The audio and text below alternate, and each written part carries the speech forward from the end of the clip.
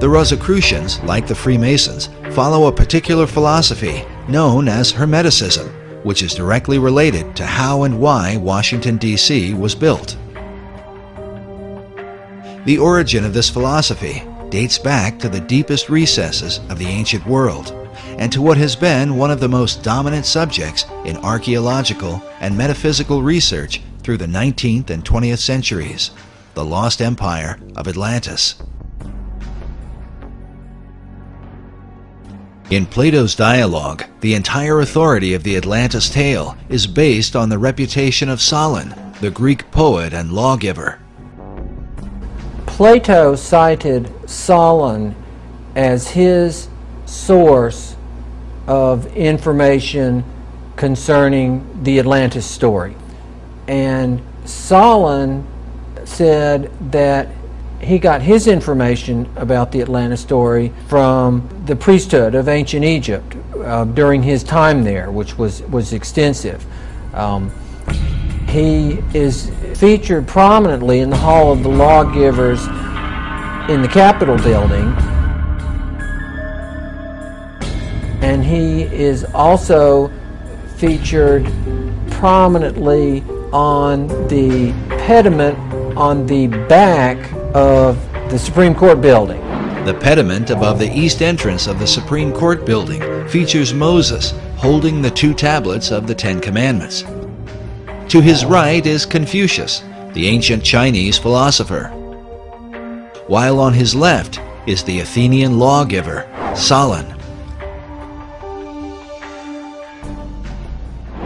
Solon, was one of the 7 wise men of Greece.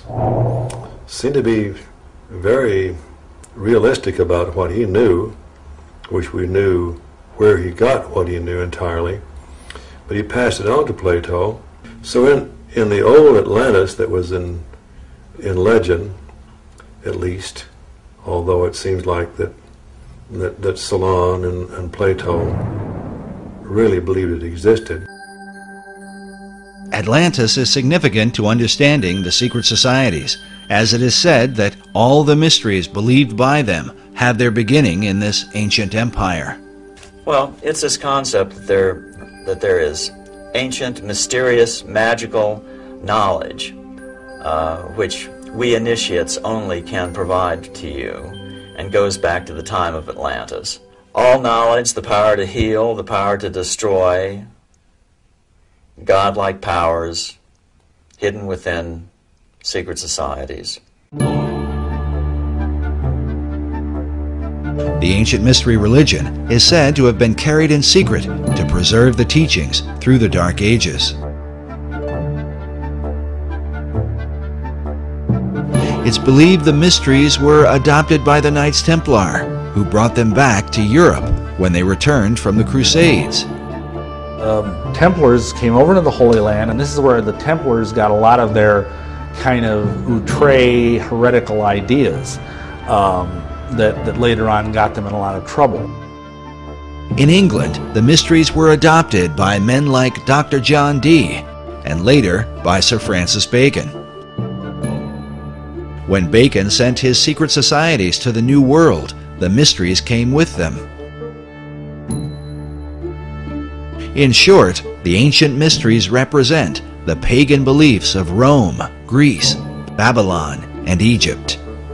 And before that, it's said to Enoch, who was the great initiate and king of Atlantis. And it said all the teachings come from Enoch. Enoch is mentioned in the book of Genesis, where it says that Enoch walked with God, and he was not, for God took him. The biblical Enoch was then adopted by the ancient occult philosophers, who transformed him into a synthesis of various pagan gods and wise men. According to Masonic historians, Enoch was later known as Hermes to the Greeks and Mercury to the Romans. Among the Egyptians, he was called Thoth, and the Book of Thoth is said to be a collection of his wisdom. Enough cannot be said about the esoteric version of Enoch. When Dr. John Dee made contact with angelic beings, they supposedly communicated a system of magic to him based on the Book of Enoch. Today, this system is widely practiced and is known as Enochian magic. Yet it is Enoch's identity as Hermes that seems most prevalent in the mysteries. And hence the term Hermetic. And supposedly there was this great, awesome teacher of occult lore who was known as Hermes Trismegistus, which means thrice greatest Hermes.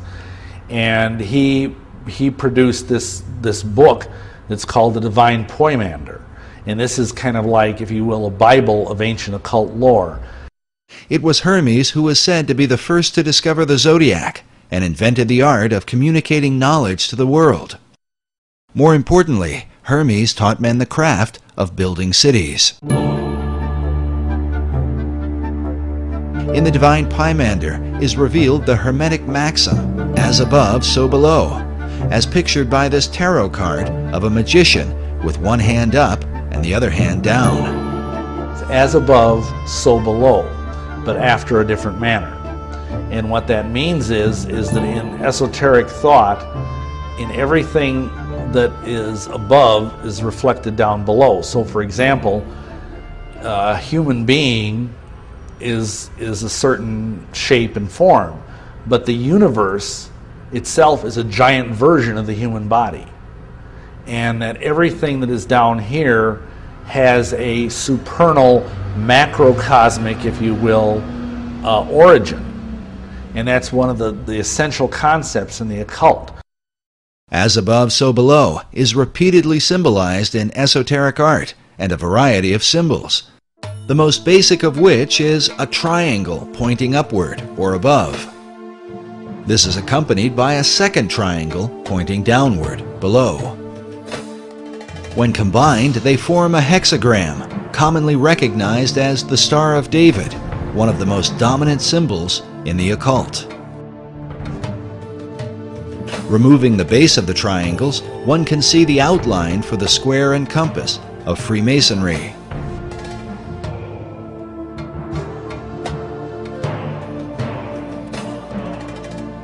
This next image shows what Manly Hall called the God of Reflections.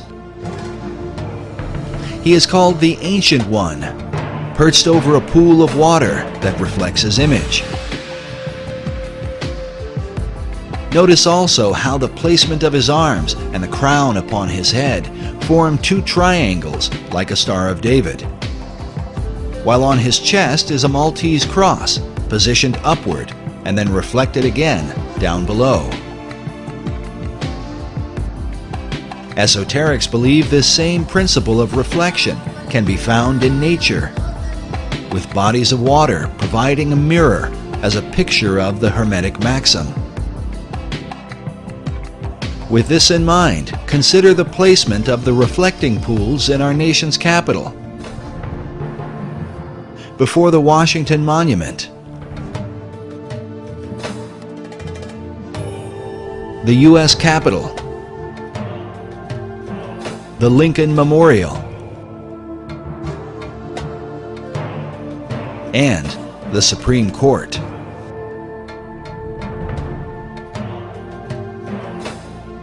As above, so below is the philosophy that guided ancient cultures into building their cities and sacred monuments in alignment with the stars. While mystical sites like Stonehenge, the pyramids, and Easter Island are all examples of this practice, modern researchers believe that with them is the design for Washington, D.C.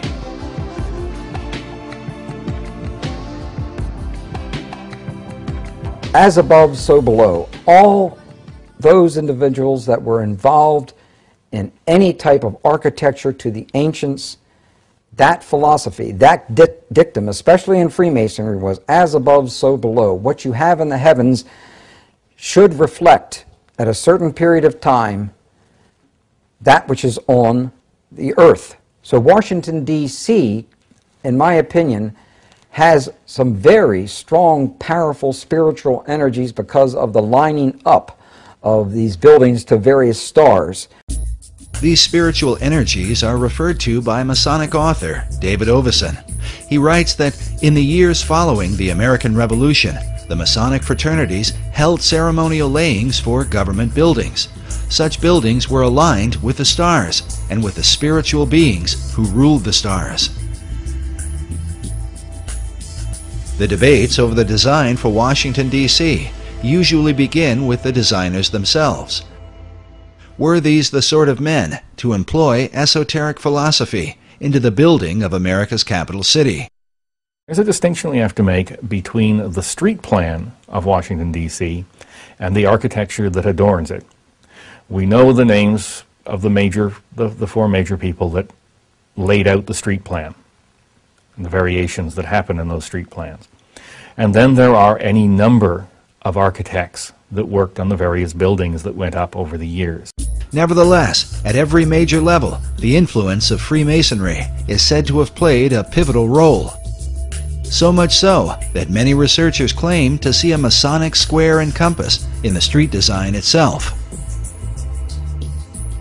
Clearly, a lot of the designers and architects of Washington, D.C. were Masons, starting with George Washington himself, who was a high-ranking Mason and who was a leading force and a guiding force for both the location of the city and the layout of the city.